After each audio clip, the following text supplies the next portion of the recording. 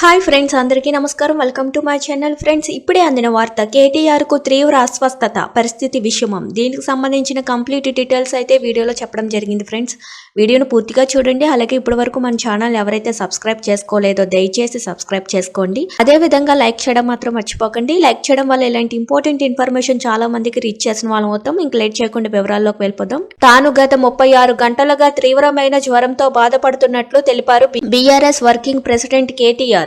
జ్వరంతో పాటు దగ్గు, జలుబు కూడా ఉందన్నారు. వైద్యుల సూచన మేరకు యాంటీవైరల్, యాంటీబయాటిక్స్ మందులు వాడుతున్నట్లు కేటీఆర్ తెలిపారు. త్వరలోనే కోలుకుంటానంటూ ఎక్స్ వేదికగా ఆయన వెల్లడించారు. కాగా హైడ్రా కూల్చివేతల నేపథ్యంలో తెలంగాణ భవన్కు బాధితులు పెద్ద సంఖ్యలో తరలివచ్చారు. కేటీఆర్ ను కలిసి తమ గోడును వెళ్లబుచ్చుకోవాలనుకున్నారు. అయితే హైడ్రా బాధితుల వద్దకు కేటీఆర్ జ్వరం కారణంగా రాలేకపోయారు.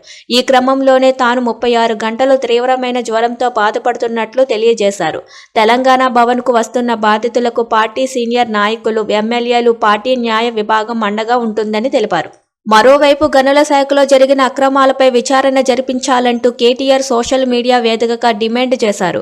నకిలీ పత్రాలు, రసీదులు సృష్టించి ఖనిజ అభివృద్ధి సంస్థ నుంచి 150 కోట్ల విలువైన ఇసుకను దోచుకున్న ఇంటి దొంగపై దర్యాప్తు చేసి కఠిన చర్యలు తీసుకోవాలని డిమాండ్ చేశారు. సీఎం రేవంత్ రెడ్డి గనుల శాఖలోని అవినీతి గనుడని పేర్కొన్నారు. నకిలీ పత్రాలు, రసీదులతో రాష్ట్ర ఖనిజాభివృద్ధి సంస్థ నుంచి 150 కోట్ల విలువ చేసే 1.5 లక్షల టన్నుల ఇసుక దోచేశారని కేటీఆర్ ఆరోపించారు.